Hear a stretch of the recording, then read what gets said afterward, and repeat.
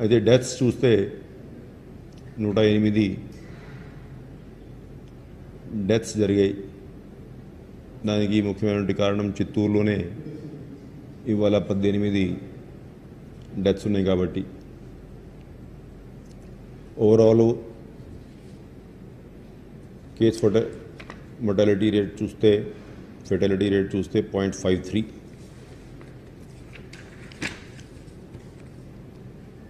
అయితే ఇప్పుడు ఈ హాస్పిటల్ అండ్ బెడ్ స్ట్రెంత్ విషయానికి వస్తే ఈ 635 హాస్పిటల్స్లో మొత్తం కలిపి ఐసీయూ బెడ్స్ 6,792, దాంట్లో 6,304 బెడ్స్ ఆక్యుపై అయిపోయినాయి. ఇవాళ మధ్యాహ్నానికి అనంతపూరు, ప్రకాశం, శ్రీకాకుళం, విశాఖపట్నం ఈ 4 జిల్లాల్లో అప్పటికే ఏది కూడా ఐసీయూ బెడ్స్ ఖాళీగా లేవు. దానివల్ల కలెక్టర్స్ ఫ్రీక్వెంట్గా ఇప్పుడు వస్తున్నటువంటి పేషెంట్స్ని ఏ విధంగా హ్యాండిల్ చేయాలి, సీరియస్ పేషెంట్స్ని హాస్పిటల్లో అడ్మిషన్ ఇస్తూ మిగతా వాళ్ళని కోవిడ్ కేర్ సెంటర్లో ఏ విధంగా మోటివేట్ చేయాలి ఆ పనిలో ఉన్నారు.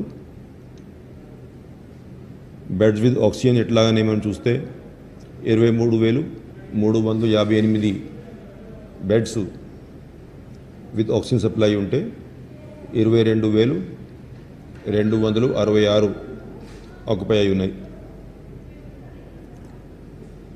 కోవిడ్ కేర్ సెంటర్సు 15,553 ఇంతమంది పేషెంట్సు ఉన్నటువంటి 103 కోవిడ్ కేర్ సెంటర్స్లో ట్రీట్మెంట్ పొందుతున్నారు. ప్రతి జిల్లాలో స్లోగా ఇప్పుడు ఈ కోవిడ్ కేర్ సెంటర్లో ఉన్నటువంటి పేషెంట్ సంఖ్య పెరిగింది. ఆక్సిజన్ అవైలబిలిటీకి వస్తే మొత్తం కలిపి మన రాష్ట్రానికి 590 మెట్రిక్ టన్నులు అలొకేషన్ ఉంటే మొత్తం 590 మెట్రిక్ టన్నులు మనం డ్రా చేయగలిగాం. మీరందరూ కూడా తెలుసు, అంతకుముందు గురించి మనం చెప్తున్నాం.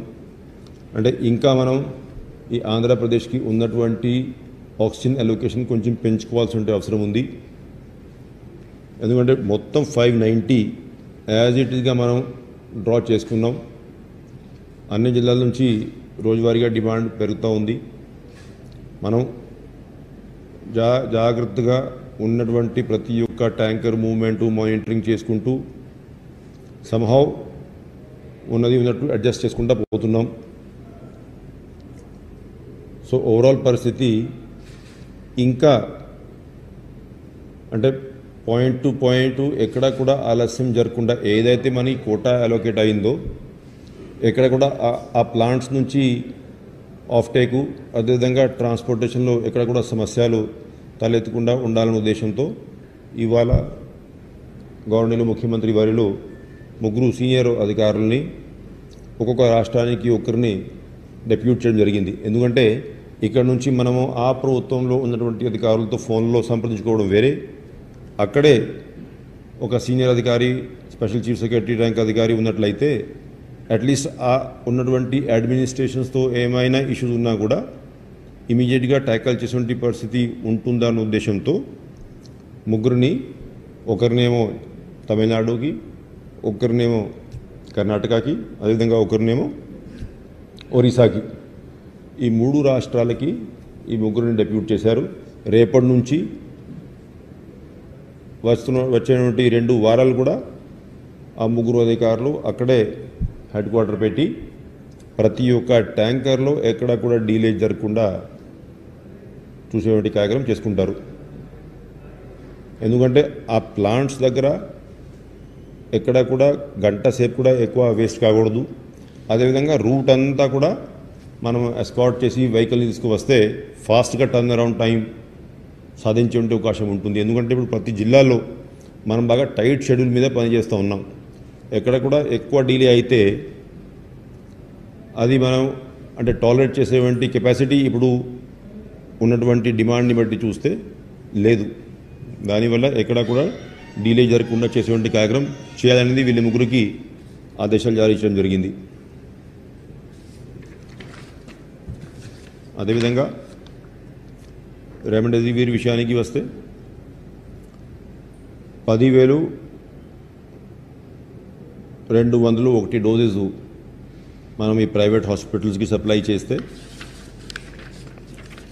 దాంట్లో ముఖ్యంగా ఇవాళ ఉన్నటువంటి అలొకేషన్లో 7,754 డోసెస్ ప్రభుత్వం ఏదైతే డ్రగ్స్ డిపార్ట్మెంట్ ద్వారా ప్రైవేట్ హాస్పిటల్కి సప్లై చేసిందో అవే ఎక్కువ ఉన్నాయి. ప్రైవేట్ హాస్పిటల్స్ స్వయంగా ఈ కంపెనీ నుంచి కొనుక్కుని చాలా తక్కువ డోసులు కొనుక్కున్నారు. గవర్నమెంట్ హాస్పిటల్స్ పరిస్థితి కూడా కొంచెం ఇంకా ఇంప్రూవ్ అయింది. 22,399 డోసెస్ ప్రస్తుతానికి అందుబాటులో ఉన్నాయి. మామూలుగా అయితే మనకి మైలైన్ కంపెనీతో గవర్నమెంట్ హాస్పిటల్కి సప్లై చేసేటువంటి కాంట్రాక్ట్ అయితే ఉందో దాంట్లో వారు ఇచ్చేటువంటి సప్లై షెడ్యూల్ మనం చూసుకున్నట్లయితే ఇంకా ఒక 40,000-50,000 డోసులు మనం ఎక్స్ట్రా వేరే కంపెనీ తీసుకుంటే బాగుంటుందనే ఉద్దేశంతో నిన్న మనం పర్చేజ్ కమిటీ మీటింగ్లో ఇంకా వేరే కంపెనీ మీద కూడా ఎక్స్ట్రా 50,000 గవర్నమెంట్ హాస్పిటల్స్ కోసం సప్లై కోసము విదిన్ 1 వీక్ సప్లై చేయాలనే ఉద్దేశంతో ఇంకొక 50,000 డోసెస్ రెమ్డెసివిర్ ఆర్డర్ ఇవ్వడం జరిగింది. ఈ యొక్క 1 వీక్లో ఆ 50,000 డోసెస్ వచ్చేస్తే ఇంకా ఏ హాస్పిటల్లో కూడా ఇబ్బంది లేకుండా ఉంటుంది మేము భావిస్తున్నాం. ఎందుకంటే అప్పటి నుంచి ఇంకా ఈ మైదాన్ ఇచ్చేటువంటి ఏదైతే డోసెస్ ఉన్నాయో అవి బ్రహ్మాండంగా సరిపోతాయి.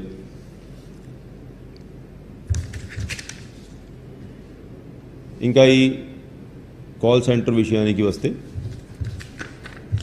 మొత్తం కలిపి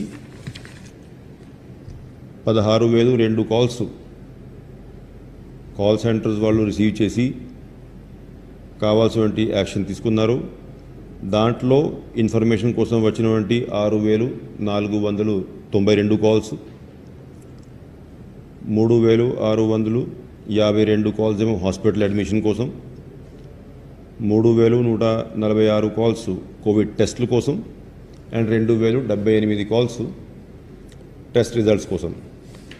అంతకుముందు నేను మీకు తెలియజేశాను, ఏదైతే స్పెషలిస్ట్ డాక్టర్స్ని మనం హైర్ చేసుకున్నాం అది కాకుండా టెలికన్సల్టేషన్ కోసం మనం 3,496 మంది డాక్టర్లని రిజిస్టర్ చేసుకున్నాం.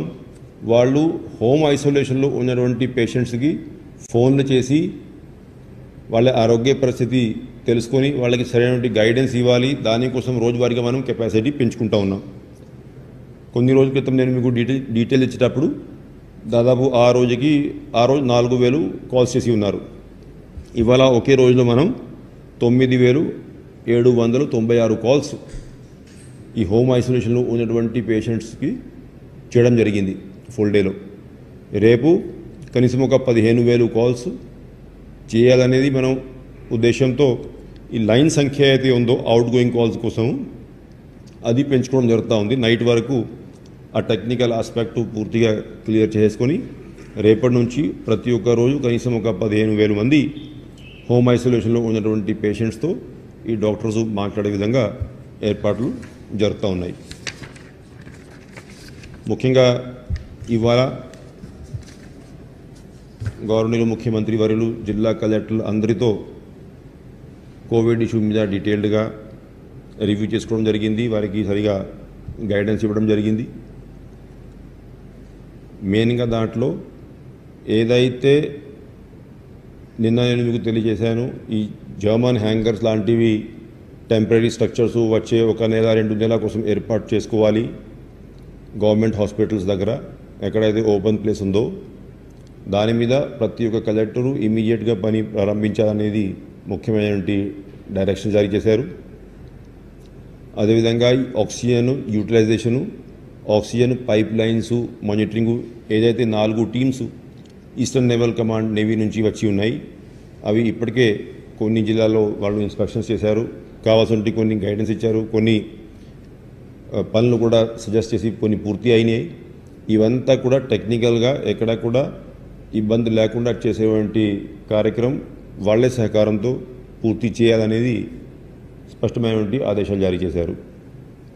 అదేవిధంగా ఏదైతే ఇండస్ట్రియల్ ఆక్సిజన్ సిలిండర్స్ ఉన్నాయో ఆ సిలిండర్స్ని వచ్చే ఒక 3-4 రోజుల లోపల అన్నింటినీ మనం మెడికల్ పర్పసెస్కి ఉపయోగించే విధంగా రెడీ చేసి పెట్టుకోవాలనేది స్పష్టమైనటువంటి ఆదేశాలు జారీ చేశారు. అయితే ఈ డీటెయిల్స్ మన రాష్ట్రంలో ఉన్నటువంటి ఇండస్ట్రియల్ ఆక్సిజన్ సిలిండర్స్ ఎన్ని, దాంట్లో ఇప్పటి వరకు మనం ఎన్ని మార్చుకోగలిగాం, ఎన్ని రోజుల్లో మార్చుకోబోతున్నాం, అదేవిధంగా ఈ మిగతా ప్లాంట్స్ ఏవైతే గ్యాస్ బేస్డ్ ప్లాంట్స్ ఉన్నాయో అవి ఏ స్టేజ్లో ఉన్నాయి, ఆ డీటెయిల్స్ ఇవన్నీ కూడా ఆక్సిజన్ వరకు రేపు నేను మీ ద్వారా ప్రజలందరికీ తెలియజేస్తాను. మొత్తానికి అంటే రాబోతున్నటువంటి కొన్ని రోజులు ఈ ఆక్సిజన్ మానిటరింగ్ చాలా ఎఫెక్టివ్గా జరిగితే తప్ప ఈ ల్యాబ్సెస్ ఒకవేళ జరిగితే చాలా ప్రమాదకరమైనటువంటి పరిస్థితి ఏర్పడుతుంది. కాబట్టి దీని మీద ప్రత్యేకంగా జిల్లా అధికారులందరూ కూడా దృష్టి సాధించాలనేది స్పష్టమైనటువంటి ఆదేశాలు జారీ చేయడం జరిగింది. వ్యాక్సినేషన్ కూడా ఇవాళ మీరు కూడా చూసి ఉంటారు, బహుశా మరి మీకు జిల్లాల నుంచి ఫీల్డ్ రిపోర్ట్స్ వచ్చి ఉంటాయి. ఎక్కడ కూడా మళ్ళీ ఇప్పుడు క్రౌడింగ్ జరగకుండా 100 మంది చొప్పున ప్రతి ఒక్క వ్యాక్సినేషన్ సెంటర్కి వారికి ముందుగానే అడ్వాన్స్ ఇంటిమేషన్ ఇచ్చి ఎస్ఎంఎస్ల ద్వారా, అదేవిధంగా ఏఎన్ఎం వాలంటీర్స్ విజిట్స్ ద్వారా వాళ్ళని మాత్రం ఈ వ్యాక్సినేషన్ సెంటర్కి ఆహ్వానించి వ్యాక్సినేషన్ చేసే విధంగా ఏర్పాట్లు చేశాం. చాలా జిల్లాల నుంచి జిల్లా కలెక్టర్లు అందరూ కూడా చేసినటువంటి ఏర్పాట్ల మీద ఫోటోగ్రాఫ్స్ పంపడం జరిగింది. నా ఉద్దేశం ప్రకారం అయితే సిస్టమ్ బాగా సెట్ అయింది. ఇంకా ఎక్కడైనా ల్యాబ్స్ ఉంటే అవి 1-2 రోజులు రెక్టిఫై చేసుకొని క్లియర్గా క్రౌడింగ్ జరగకుండా, అనవసరమైన కన్ఫ్యూజన్ లేకుండా ఈ వ్యాక్సినేషన్ కార్యక్రమాన్ని మనం ముందుకు తీసుకుపోవాలనేది కూడా క్లియర్గా ఆదేశాలు జారీ చేయడం జరిగింది. ఇంకా any questions then I take.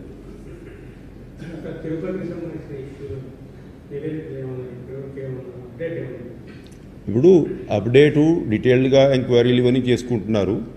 Overall ముఖ్యమంత్రి గారు చెప్పారు, జిల్లా కలెక్టర్ కూడా రాత్రి తెలియజేయడం జరిగింది.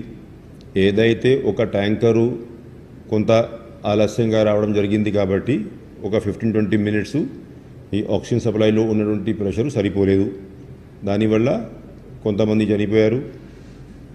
గవర్నర్ ముఖ్యమంత్రి వర్యులు కూడా, అంటే అది రాష్ట్ర ప్రభుత్వము, మన రాష్ట్ర ప్రభుత్వము, తమిళనాడు రాష్ట్ర ప్రభుత్వము, కేంద్ర ప్రభుత్వము, దాంట్లో ఉన్నటువంటి డిస్కషన్స్ ఎవరికి ఎంత కోటా ఇవ్వాలి, ఏ కోటా ఎవరి అంటే ఏ కోటా ఆన్ రికార్డ్ ఉంది, ఏ కోటా అంతకుముందు కమర్షియల్ అగ్రిమెంట్స్ కింద సప్లై చేస్తూ ఉన్నారు సెయింట్ గుబెన్ ప్లాంట్ నుంచి పెరంబదూరులో, అవన్నీ మనం చూసుకున్నట్లయితే మొత్తానికి అంటే జరిగింది because of late arrival of tanker.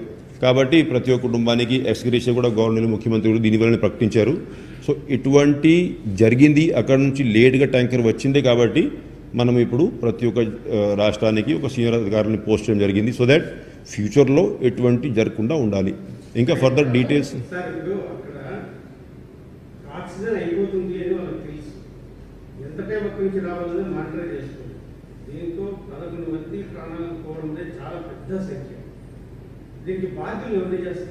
నేనే చెప్తున్నా అంటే ట్యాంకర్ రావడము ఆలస్యం అనేది అందరూ చెప్పారు కాబట్టి అసలు దీని అంటే ఈ హాస్పిటల్ అధికారులు మీరు చెప్పినట్లు ఎవరైనా సరైన సమయంలో సమాచారం ఇవ్వలేదా, లేకపోతే ఇంకా వేరే రీజన్ ఉన్నాయా, అక్కడ ఆలస్యం ఎందుకు అయింది? మామూలుగా అయితే ఈవినింగ్ 5కి రావాలి, 5కి వచ్చే బదులు 8-8:30 వచ్చింది.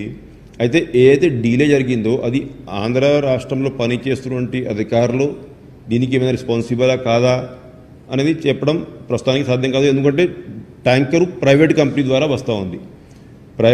వస్తూ ఉంది కాబట్టి దీంట్లో అఫీషియల్ ఇన్వాల్వ్మెంటు ట్యాంకర్ రావడంలో ఏముండదు.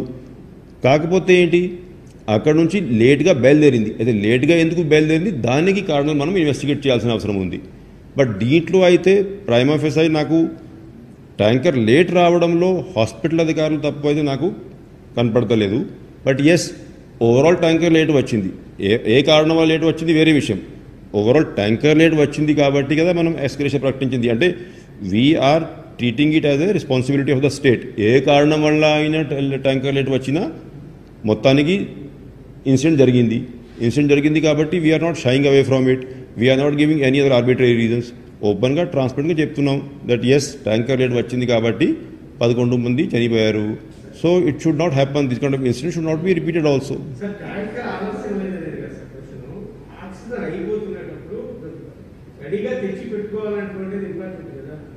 అంటే రెడీగా తెచ్చి పెట్టుకోవాలంటే it's not a commodity which is available of the shelf కదా. సో ముందు జాగ్రత్త కోసం కదా ట్యాంకర్ తెప్పించింది. So what I'm saying is tanker ఇప్పుడు ఉన్నటువంటి పరిస్థితులు ఇప్పుడు ఏముంది, మీకు రాష్ట్రం అంతా ఇట్లానే ఉంది. ఇవాళ మన కెపాసిటీ ఎంతైతే ఉందో స్టోరేజ్ కెపాసిటీ అంతే ఉంది, యూసేజ్ అంతే ఉంది, అలాట్మెంట్ అంతే ఉంది. కాబట్టి రోజువారీగా ఇది ఈ ఒక్క జిల్లా కాదు, ప్రతి జిల్లాలో అదే పరిస్థితి ఉంది. అంటే రోజువారీగా వచ్చినటువంటి ఆక్సిజన్ రోజు ఉపయోగిస్తూ ఉన్నాం. కాబట్టి ఏదో ముందు జాగ్రత్తగా మనం తీసుకువచ్చి స్టోర్ చేసే పరిస్థితి ఎక్కడ ఉంది. నీకు కన్జంప్షన్ ఏదైతే ఉందో, ఇప్పుడు సపోజింగ్ నీకు మార్కెట్లో 1000 టన్నులు దొరుకుతూ ఉంటే, నా కన్జంప్షన్ 500 టన్నులు ఉంటే, నేను 1000 టన్నులు కొనుక్కోవచ్చి 1000 టన్నులు 500 టన్నులు స్టోర్ చేసే అవకాశం ఉంటుంది. ఇప్పుడు ఆ పరిస్థితి ఎక్కడ ఉంది. రాష్ట్రం అంతా, ఏ రాష్ట్రమైనా, ఇది మన రాష్ట్రమే కాదు, పక్కన తమిళనాడు అయినా చూసుకోండి, కర్ణాటక అయినా చూసుకోండి, ఏ రాష్ట్రం అయినా రోజువారీగా వచ్చే అలాట్మెంట్ రోజు కన్జంప్షన్ జరుగుతూ ఉంది. కాబట్టి ఎక్కడ కూడా ఇట్లా జరిగితే, ఏ రాష్ట్రమైనా జరిగితే, అది ఢిల్లీ అయినా జరగవచ్చు, మహారాష్ట్ర అయినా జరగవచ్చు, తమిళనాడు అయినా జరగవచ్చు, అయితే ఎక్కడ కూడా జరగకుండా చూసేటువంటి బాధ్యత అందరి మీద ఉంది. అది కేంద్ర ప్రభుత్వం మీద ఉంది, పక్కన రాష్ట్రం మీద ఉంది, మన మీద కూడా ఉంది. ఆ కోఆర్డినేషన్ కోసమే కదా ఇప్పుడు మనం ఇట్లాగా జరిగింది అనేది మనం ఎప్పుడైతే గ్రహించామో, ఎప్పుడైతే మనకి ఆ ప్రాబ్లం ఉన్నట్టు తెలిసింది, ఆ కరెక్టివ్ స్టెప్స్ కోసమే కదా మనం ఆఫీసర్ని పోస్ట్ చేసింది. దానివల్ల ఇది ముందుగానే గ్రహించి వేరే ఆక్సిజన్ తీసుకువచ్చి పెట్టుకోవచ్చు కదా, పెట్టుకోవచ్చు అంటే అవకాశం లేదు. ఎందుకంటే అంతకంటే ఎక్కువ సప్లై లేదు. మన రాష్ట్రానికి ఉండేది 590 టన్నులు. ఇప్పుడు మీకు ఫిగర్ ఇచ్చాను, ప్లాంట్ వారీగా కూడా తీసుకోవచ్చు. కరెక్ట్గా ఫుల్ 590 టన్నులు మన రాష్ట్రానికి అయితే అలొకేషన్ ఉందో 590 కూడా మనం లిఫ్ట్ చేస్తున్నాం. నిన్న కూడా లిఫ్ట్ చేసాం, ఇవాళ కూడా లిఫ్ట్ చేసాం. కాబట్టి full oxygen is being used. Only thing is delay ఎక్కడ జరిగింది. 24 అవర్స్లో ఫుల్ ఆక్సిజన్ మనం తీసుకున్నా కూడా సరి అయిన సమయంలో ఆ హాస్పిటల్కి ఆక్సిజన్ లేకపోతే ప్రమాదం. కాబట్టి ప్రతి ఒక్క హాస్పిటల్లో ట్యాంకర్ వారీగా మూవ్మెంట్ చేసుకుంటేనే సమయంలోనే ఆ ఆక్సిజన్ డెలివరీ చేయాలనేది ఉద్దేశం.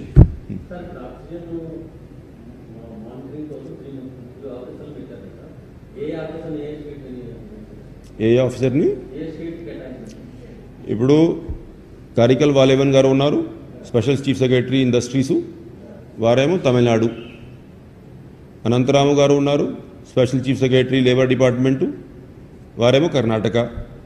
ఏకే పరిదా గారు ఉన్నారు, రిటైర్డ్ ఐఎస్ అధికారి, మనకి పొల్యూషన్ కంట్రోల్ బోర్డ్ చైర్పర్సన్గా చేస్తున్నారు, వారేమో ఒరిస్సా.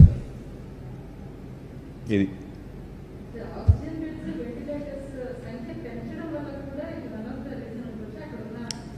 అక్కడ నో యూసి రోయా హాస్పిటల్లో ముందు నుంచి ఉన్నటువంటి సంఖ్య ఇదే. మీరు చెప్పినట్లు కొన్ని హాస్పిటల్ జరిగి ఉండవచ్చు, లక్కీలీ అక్కడ ఎటువంటి ఎపిసోడ్స్ ఏం జరగలేదు. బట్ రోయా వరకు అంతకుముందు ఉన్నటువంటి కెపాసిటీ ఇది, మనం బెడ్స్ కెపాసిటీ పెంచింది లేదు. 135 ICU beds are there, 500 non ICU oxygen beds are there. అదే కెపాసిటీలో మనం ఆపరేట్ చేస్తున్నాం. అక్కడ అంటే మొత్తం కలిపి 3 స్టోరేజెస్ ఉన్నాయి, 10 KL, 6 KL అండ్ 3 KL. ఈ 3 స్టోరేజెస్ వివిధ వార్డ్స్ ప్రకారము అవి అలొకేట్ అయి ఉన్నాయి. ఏదైతే ఈ 10 KL స్టోరేజ్ ఉందో దాని మీదనే ICU beds plus 50 other oxygen beds, 135 plus 50 total 185 beds connect అయి ఉన్నాయి. ఈ 10 KL మిగతా ఏదైతే 6+3 ఉన్నాయి అవి బాగానే ఉండింది. ఈ 10 KL ఫిల్లింగ్ జరిగేటప్పుడు 15 minutes లేట్ వల్ల ఇది అయింది ఇన్సిడెంట్. Okay, thank you.